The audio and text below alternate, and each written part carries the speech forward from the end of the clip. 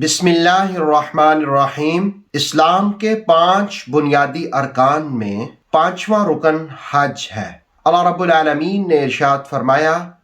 وَلِلَّهِ عَلَى النَّاسِ حِجُّ الْبَيْتِ مَنِ اسْتَطَاعَ إِلَيْهِ سَبِيلًا۔ اللہ کی خوشنودی اور رضا کے لیے حج فرض ہے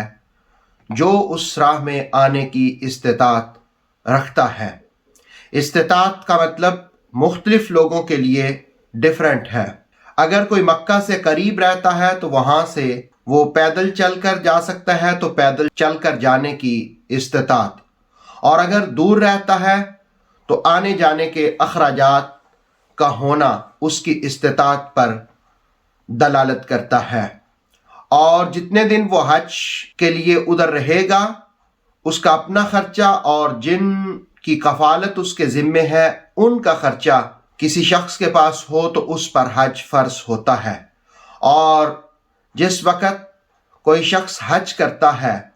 اور آپ جانتے ہیں کہ حج میں تمام قومیں اور تمام ملکوں کے لوگ جو مختلف لباس رکھتے ہیں وہ اپنے لباس کو ترک کر دیتے ہیں اور 2 سفید چادریں ملبوس کر لیتے ہیں۔ دراصل یہ 2 سفید چادروں کا ملبوس کر لینا اس بات کی علامت ہے کہ یہ بندہ مومن دیوانہ وار اللہ کی راہ میں آ گیا ہے۔ یہ اپنے معبود کی بارگاہ میں دیوانگی کے ساتھ، عشق کے ساتھ، محبت کے ساتھ اپنے لباس کو بھی چھوڑ کر کے اور مساوات اور یکسانیت، اتحاد اور اتفاق کو اپناتے ہوئے سارے کے سارے ایک ہی لباس میں ملبوس ہو گئے ہیں۔ اور پھر آپ دیکھیں کسی کی زبان کچھ بھی ہو، دنیا کے اندر 500 سے زائد زبانیں بولی جاتی ہیں، لیکن زبان کسی کی کچھ بھی ہو، لیکن اس وقت جب کہ حج کے ایام ہوتے ہیں اور چادروں میں 2 سفید چادروں میں ملبوس ہوتے ہیں تو سارے حاجیوں کی زبان پر یہی صدا جاری ہوتی ہے لبیک اللہم لبیک۔ گویا اس کی تسبیح، اس کی تحمید، اس کی تحلیل ہوتی ہے، اور پھر یہ نغمہ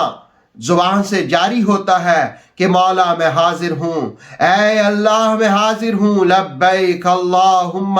لبیک، اے اللہ میں حاضر ہوں۔ یہ دیوانگی ہے، حج نام ہے دیوانگی کا، حج نام ہے اللہ سے عشق کا، حج نام ہے اللہ سے محبت کا، حج نام ہے اللہ سے پیار کا، حج نام ہے اللہ سے وارفتگی کا، حج نام ہے معبود کی راہوں میں اپنا سب کچھ نچھاور کرنے کا، حج نام ہے عاجزی کا، حج نام ہے انکساری کا، حج نام ہے مساوات کا۔ برادران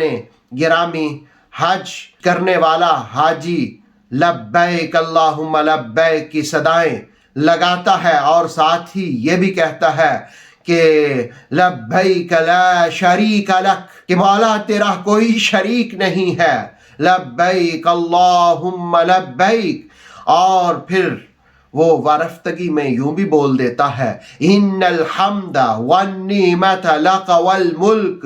ساری تعریفیں بھی تیرے لیے ہیں، ساری نعمتیں بھی تیرے لیے ہیں، اور یہ ملک بھی تیرے ہی لیے ہے۔ مولا جب سب کچھ تیرے لیے ہے، لبیک اللہم لبیک، میں بھی تیری بارگاہ میں حاضر ہوں۔ جس وقت دیوانہ وار طواف ہوتا ہے اور سائی ہوتی ہے، مینا میں جانا ہوتا ہے، مزدلفہ میں رات ٹھہرنا ہوتا ہے، اور وقوف عرفات ہوتا ہے، رمی جمرات ہوتی ہے، یہ سارے احکام اور ارکان وہ اور مناسک حج کے پورے کرتا ہے اور واپس لوٹتا ہے تو مصطفیٰ کریم علیہ التحیہ والثناء فرماتے ہیں کہ جو شخص حج کر کے واپس لوٹتا ہے راجع کا یوم ولدتہ امہ، وہ اس طرح لوٹتا ہے جس طرح اس کی ماں نے اسے آج جنا ہے، یعنی اللہ اس کے گناہوں کو معاف کر دیتا ہے۔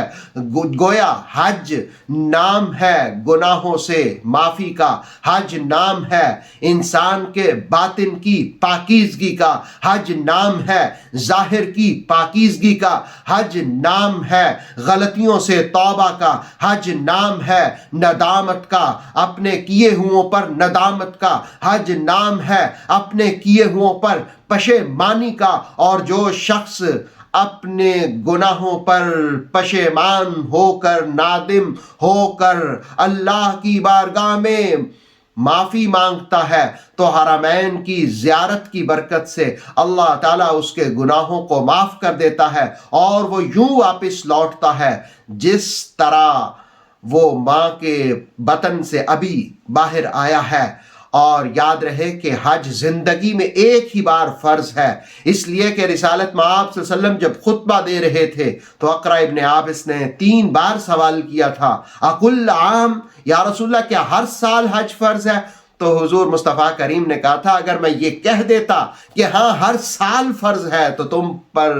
فرض ہو جاتا، لیکن تمہارے لیے عمل کرنا ممکن نہ ہوتا، تم عمل نہ کر پاتے۔ اس لیے حضور رحمت عالم علیہ السلام کے دین کی رحمت ہے، یہ کرم ہے ان کا کہ زندگی میں ایک ہی بار حج فرض کیا ہے۔ اللہ رب العالمین ہم سب کو حج مبرور نصیب فرمائے اور حرمین شریفین کی بار بار حاضریاں مقدر بنائے۔ اتھینٹک اسلامک نالج کے لیے نور وحی یوٹیوب چینل کو سبسکرائب کریں، بیل آئیکن پر لازمی پریس کریں تاکہ ہر آنے والی نیو ویڈیو آپ کو ٹائم پر مل سکے۔ ویڈیو کو لائک کریں اور دوستوں کے ساتھ شیئر کریں۔ جزاک اللہ۔